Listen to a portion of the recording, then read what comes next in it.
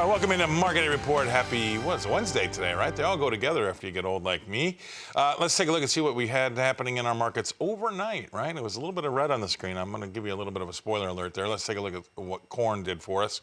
Bring up the corn board. I have to punch that button. That's what that happens. And we bring it up, and technology is a wonderful thing if you play along, right? July corn down 2.5 cents. 460 was last. We had a 4-cent range, and 459 was a low. So that'll give you an idea about what's been happening there. East, that's the new crop. 483 even was last. We're 2.25 cents lower, and we had about a 3.75 cent range and 1 penny off the low there. So corn, about 2 cents lower across the board. We go to the beans. They were about 7.5 cents lower. We got July down 7.25 cents to 12.22 1/4. I'm not liking this though, because that's about 1.5 cents off the low of the day, and about 9 cents off the highs. But if you go out to the Novi new crop, 12.02 was overnight settle, 8 cents lower.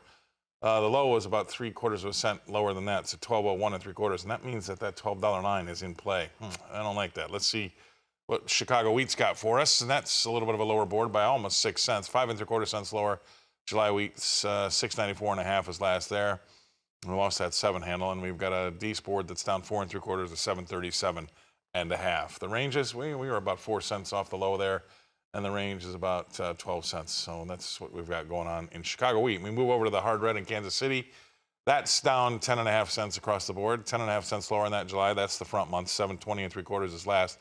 That's 4.25 cents off the low of the day, and about I'm going to say almost 13 cents from the high. That'll give you an idea how about that range and where we settled. East down 10.25 cents, 7.50 was last there. Moving over to the spring wheat, that was down about 6 cents. We're 5.25 cents lower in the July.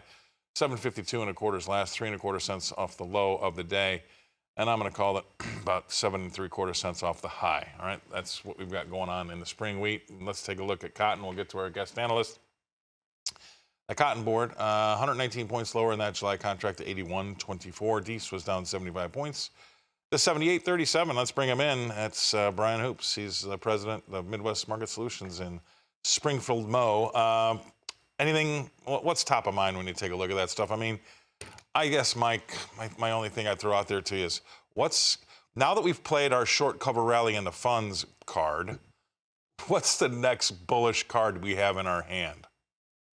It's a great question. Good morning, Scott. Especially when you relate it to the wheat market. You've had funds cover shorts. We've pushed to new highs. We're the second highest price we've ever been for this time of May in the last 17 years. So where do we go from here? Do we keep rallying on short covering? Do we keep trying to push higher on concerns about the Russian wheat crop, or do we start focusing on this big crop that we're going to start harvesting in a couple weeks here in the U.S. and the fact that our ending stocks are probably going to build because we won't be able to export a lot of this wheat into the world marketplace because we're at these price levels. So that's really the question you have to answer for the wheat market.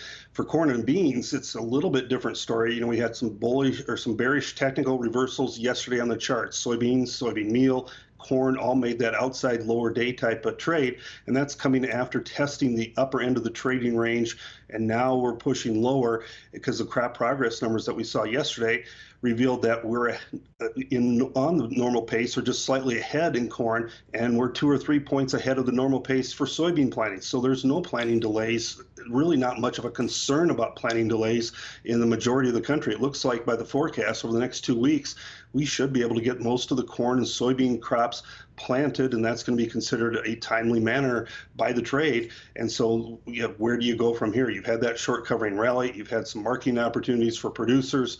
Now can we have a pullback? Do we see adverse weather going into the summer that gives producers another opportunity to sell at maybe even higher prices?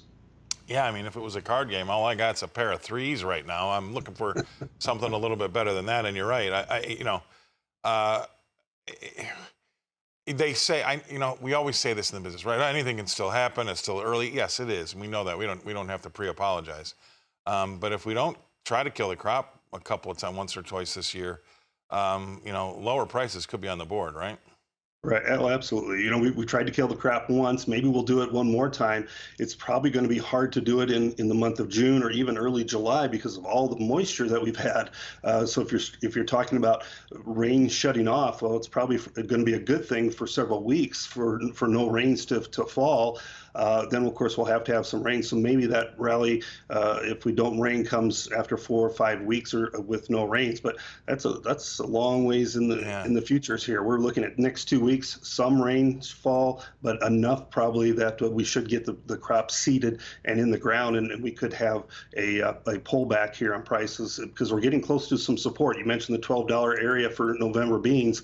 About a nickel lower than that is some really key support for soybeans. All right, we'll keep an eye on that. We're going to go away. In the meantime, we're going to take a quick break, pay some bills. We're going to come back and talk more with Mr. Brian Hoops. He's with Midwest Market Solutions. We'll be right back, right after this. All right, welcome back. Let's review what happened in the livestock market yesterday. Let's take a peek at live cattle. I got that one pulled up, so I don't have to worry about punching that button right now. Live cattle June up 85 cents yesterday to close at 184.55.